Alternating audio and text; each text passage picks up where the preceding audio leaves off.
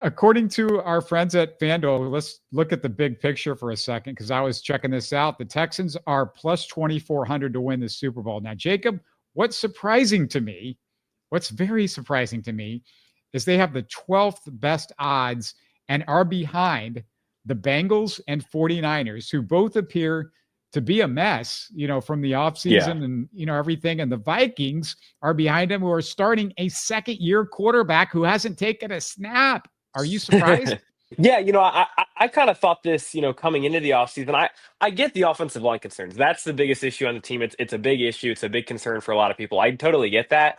But to me, they have a very high floor because they're not in a very good division, and their defense is at a super high level. They have so many cornerstones. Offensively, you have a top quarterback, you have a top receiver, and you have a good running back. So to me, I'm a little surprised that they're not higher on the list just because I think they're going to be in the playoffs. To me, I think they're almost guaranteed to be.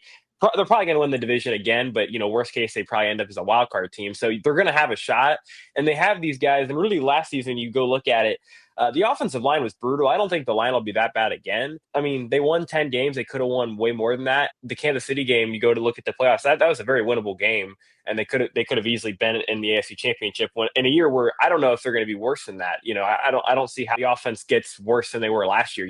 Numbers wise, I think they were 21st in EPA per play and 31st in success rate. So I don't know how it's going to get much worse than that. I think success rate wise, that's more of just a down to down thing. They were just one of the worst down to down offenses in the league. They were the worst in their division. The only team that they were better than was Cleveland. So I think there's very real reasons to believe the offense will look better this season, and I think the defense on paper is better as well. So I'm a little surprised by that. Really? I mean, if I had some dollars, I would take, it's worth like a $10 or $20 bet at least to put on the Texans for plus 2,400 to go to the Super Bowl.